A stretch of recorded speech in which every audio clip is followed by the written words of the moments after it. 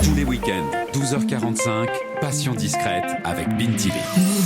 Mon invité aujourd'hui dans Passion discrète, c'est le rappeur Medine. Hardcore, comme reconnaître les torts de l'art. Comme ton rapport préf est un grand dog. Même quand j'ai l'arc, les gens foncent la porte. Qui note, scène, d'or. C'est le nom du 9e album. Emigrami, Oscar et Tony. Que le game m'appelle Icône. C'est en entendant sa carte blanche sur le cinéma dans le cadre de la L2P Convention il y a 3 ans que j'ai eu l'idée de créer cette émission. Il était donc évident que je reçoive Medine pour qu'il nous dévoile les coulisses de sa culture cinématographique. On s'est retrouvés chez Potemkin, boutique cinéphile qui est aussi un café et une librairie dans le 10e arrondissement de Paris. Mais qui vois-je ? Medine est là ! Salut. Comment ça va ? Ça va, tu vas bien ? Désolé pour le retard. Il n'y a pas de souci, j'ai trouvé tes plus grands fans, des jumeaux. Bonjour, comment ça va ? Cheesdan est là. Medine, on est chez Potemkin, magasin de DVD. Pourquoi on s'est donné rendez-vous ici ? Parce que j'ai une passion discrète qui est le cinéma depuis toujours. Là, directement, je vois Requiem for a Dream et il ne me plaît pas que pour la qualité du scénario, de la mise en scène, de la photo. Il me plaît pour la BO aussi, ce film. Le morceau, là, le main title, là... Je l'utilise tout le temps en story, tu sais, quand je mets un espèce de passage un peu dramatique pour me moquer des enfants, j'utilise ce titre-là. Est-ce qu'on a autre chose ? On se balade ? Ouais, avec plaisir. Mais le Baron de Munchausen, ça fait genre 30 ans que j'ai pas vu ça. Raconte-nous. Rétrospectivement, ça doit être un gros nanar. Mais moi, ça m'a marqué dans mon enfance et j'ai genre 4-5 nanars comme ça qui sont ultra marquants. J'ai vu ça, j'étais enfant. Dans mon esprit, c'est un mélange de l'histoire sans fin et de Hook, la revanche du capitaine Crochet. Qu'est-ce que tu vois d'autre ? Les souvenirs ? Je vois Sylvester Stallone. Hein. Get Carter. Ouais, mais dans un mauvais film. Je le préfère dans beaucoup d'autres films. Hein. Moi, je suis très fan de Stallone. Les Rocky, les Rambo, tout ça. Mais ces derniers temps, Monsieur Stallone est devenu les yeux, les oreilles et la bouche de Donald Trump. Du coup, je me sens un peu en rupture avec ce qu'il incarne et ce qu'il représente aujourd'hui. Ça fait partie du processus de devenir adulte. Tu sais, quand tu brûles tes idoles. De tuer le père. Exactement. Qu'est-ce qu'on a de beau ? Malcolm X, Spike Lee. Denzel Washington sur la pochette du DVD. Ça, c'est masterpiece. J'ai appris tellement de choses dans une conférence récente sur ce film, les coulisses de ce film. Spike Lee n'arrive pas à boucler le budget de ce film. Du coup, il appelle tous ses copains afro-américains de l'époque, Bill Cosby, Michael Jordan, Magic Johnson. Et comme il y avait une rivalité Jordan-Johnson à cette époque sur les parquets de la NBA, Jordan lui dit « Il t'a donné combien, Johnson ?» Moi, je vais surenchérir. J'adore cette anecdote. Moi aussi. Il y a 2 Kubrick côte à côte là. Celui-ci, Orange Mécanique, je l'ai revu il y a pas longtemps. C'est fou comme c'est une critique de la société anglaise d'époque et ce que ça charrie en termes de transgression, de regard de la bourgeoisie vers la jeunesse. Et j'avais pas cette lecture moi quand je le regardais plus jeune. Je voyais vraiment que la violence du truc. Et il était interdit au moins de 16. Du coup, j'avais pas le droit de le regarder, mais je le regardais quand même. Et Full Metal Jacket, autre Kubrick, c'est vraiment un film de guerre. Comme on n'en fait plus. Quand tu regardes ça, t'as l'impression que c'est à la gloire de l'armée US et de ce qu'elle a pu faire dans le conflit vietnamien. Pas du tout. C'est vraiment un film antimilitariste qui montre les syndromes post-traumatiques, la violence du corps des armées, comment c'est viriliste, comment c'est masculiniste. C'est vraiment un bijou d'analyse sociétale. Passion discrète. Move. Ta passion discrète, c'est donc le cinéma. Ça vient d'où ? Je crois qu'il y a une histoire de VHS avec ton oncle. Oui, j'ai un tonton qui avait une espèce de bibliothèque secrète qui dupliquait tous les films du vidéoclub avec double magnétoscope. Et du coup, il alimentait tout le quartier en film. Nous, il lui déposait un sac le dimanche avec genre 7-8 cassettes qu'il récupérait l'autre dimanche. Ça lui donnait l'occasion de venir passer une tête à la maison. Mais nous, il nous régalait parce qu'on découvrait des films sans se soucier des pictogrammes et quoi que ce soit. Tu te souviens de quel film à cette époque ? Indiana Jones, Les Dents de la Mer, Les Goonies. Ils se sont surnommés les Goonies. Ils ont découvert une légende, mais ils ne sont pas seuls. Chou, j'espère que c'était ton estomac. J'ai un souvenir très clair des Goonies. La première fois que je le vois, ça me traumatise tellement c'est masterpiece pour moi. Willow, Tous les films fantastiques, d'aventure comme ça, là, mon père me collait souvent devant. T'avais quel âge à cette époque? Ouais, j'avais 6 ans, 7 ans. Mais j'ai des souvenirs très clairs des premiers films que j'ai vus. Ton père était cinéphile aussi. Ouais, mon père adorait le cinéma, il l'adore toujours. Hein. Il regarde sur son IPTV aujourd'hui, ça faut pas le dire. Donc ça continue de truander les cassettes, maintenant l'IPTV. Je crois que c'est plus la piraterie que l'amour du cinéma en fait au final. C'est parce qu'on a les films gratuits. Il regarde quelques classiques et même des films récents. Mais oui, tout ça vient de lui. Et ta sœur s'appelle Leia. Ouais. Et c'est pas pour rien, on veut l'anecdote. Ma sœur s'appelle Leia comme la princesse Leia de Star Wars.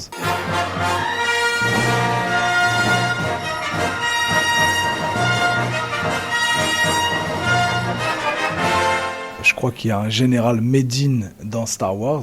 Donc tout ce storytelling créé autour de moi, que je serais un islamo-gauchiste dans mon ADN, etc.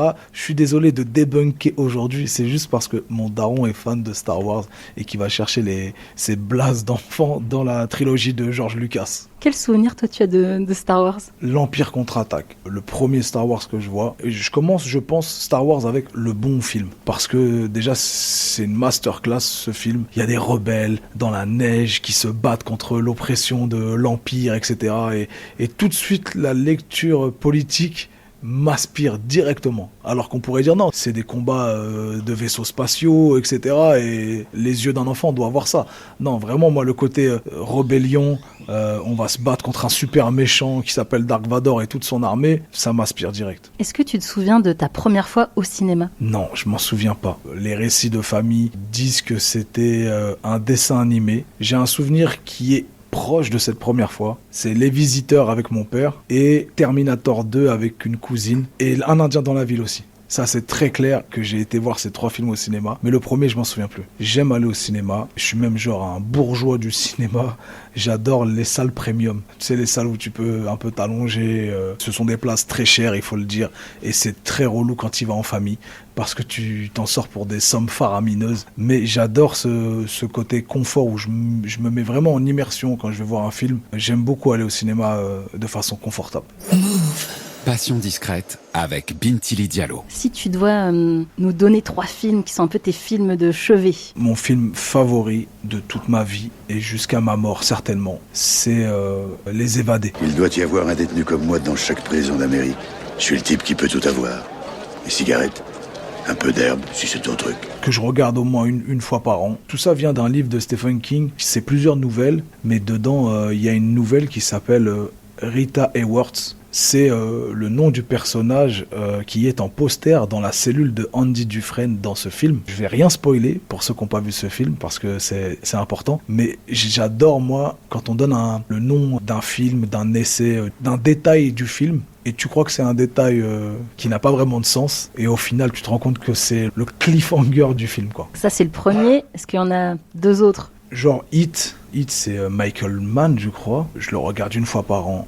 Je découvre les dialogues à chaque fois que je le revois. En 2 mots, Hit, ça parle de quoi? Al Pacino, Robert De Niro? Ouais, Val Kilmer, paix à son âme. C'est l'histoire d'une équipe de braqueurs qui sont des amis, qui sont torturés par ce qu'ils font, parce qu'ils ont envie de décrocher au plus vite. Ils veulent retourner à leur vie de famille pour certains, sauf le starring qui est Robert De Niro, où lui, il est prêt à lâcher tout ce qui peut le mettre en péril en 30 secondes, montre en main. C'est comme ça qu'il le dit là dans le film. Et donc on suit la course-poursuite entre Pacino et De Niro pendant tout le film. Et c'est masterclass de jeu, c'est masterclass d'impro. J'ai découvert que la scène de discussion qu'il y a entre Pacino et De Niro, c'est de la pure impro. Et ils ont gardé ça à l'image. Je trouve ça fou, moi. Et admettons que tu m'aies coincé et que moi j'ai pas le choix, parce que jamais je ne te laisserai me barrer la route. Ne crois pas que j'hésiterai. Pas une seconde. Le dernier? Ce serait un film d'aventure, parce que j'aime trop les films d'aventure. Les Goonies à égalité avec Hook, la revanche du capitaine Crochet. Tu ne sais donc pas qui tu es. Moi, je crois en toi. Moi aussi, je crois en toi. Je crois en toi, Peter. Mais un événement va lui faire reprendre son envol.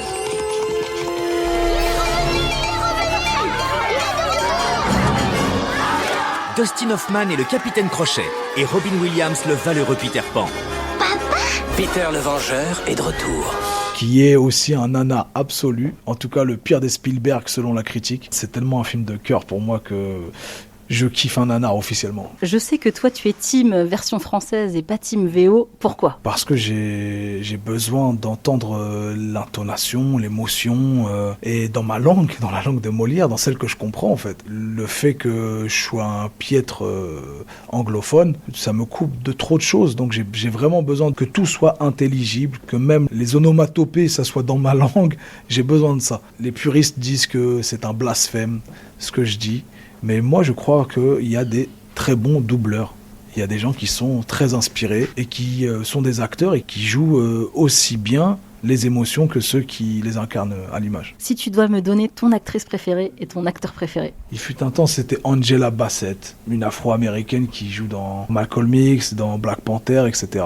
Mais ça, c'était mes yeux d'adolescent là, qui parlaient. En ce moment, Jenna Ortega, c'est incroyable. Genre Demi Moore là dans ce Substance, c'est incroyable. Et en France, je te dirais, c'est genre Sandrine Kimberlin, Virginie Efira, Laure Calamy, Camille Cotin.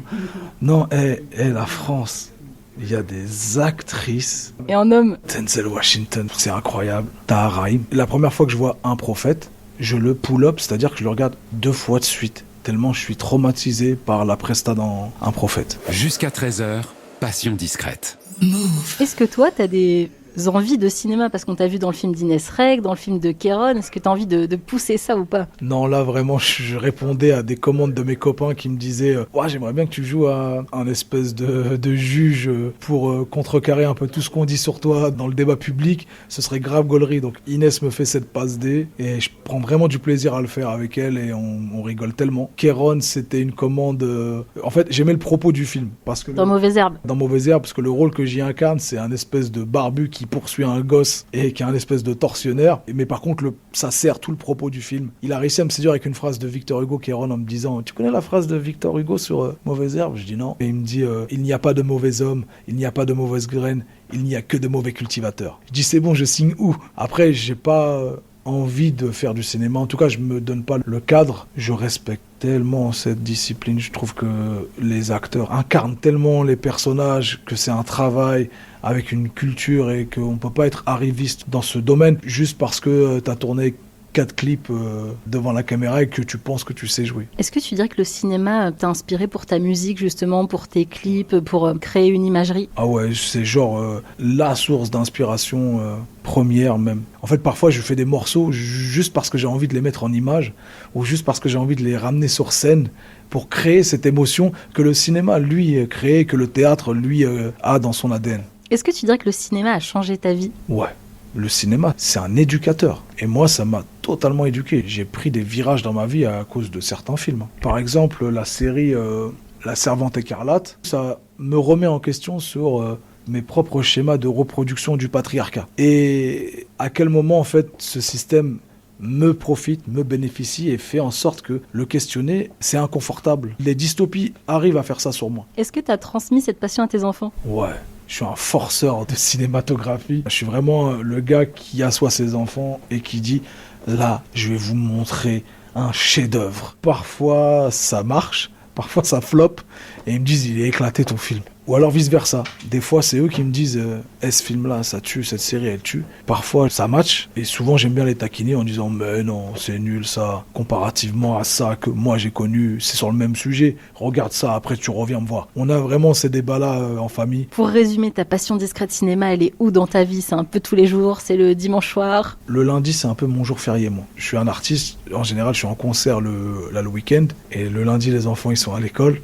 Et c'est le moment où tout est un peu fermé, toi tu fais redescendre la pression. Là, c'est vraiment le moment idéal pour regarder un film pour moi. Putain, j'aime trop les cuivres, putain, j'aime trop le peura. J'ai gagné des points de vie, j'ai gagné des points d'aura. Je sais que me battre, je ne sais que les battre, je ne sais que les bastonner. C'est pas que du rap, c'est gros QI rap, et toi tu rappes pas dans les temps. Merci à Medine d'être passé dans Passion discrète. Il vient de sortir son EP Stentor Acte 1. L'acte 2 va suivre. Il jouera dans quelques festivals cet été, sera partout en concert près de chez vous à la rentrée. C'est le premier de la liste. 90 BPM, mon cœur bat sur le rythme. Et même quand je pleure en rime. La cérémonie des flammes se termine à minuit. Mais le mariage au rap c'est pour la vie. Faut pas que tu t'inquiètes. Si t'es quelqu'un dans la fame, au canon silencieux je te teste. Recueilli rap dans la tête, pas là pour être un même ou une traîne. 20 ans de carrière et crois-moi je vais pas lâcher. Si je marchais sur l'eau les journalistes diraient je sais pas nager. Quand je dis Elhamdoulilah ces connards me disent à tes souhaits. T'as mis 100 ans à pousser, je vais mettre 20 minutes à te scier. C'est que du rap conscient, t'as jamais le compte en banque en excédent. Y'a que Michael Jackson qui est passé de pauvre et noir à riche et blanc. Y'aura bien plus de gens quand on va me pendre qu'à mon couronnement. Veuillez laisser le rap en sortant comme il était propre en rentrant. Merci.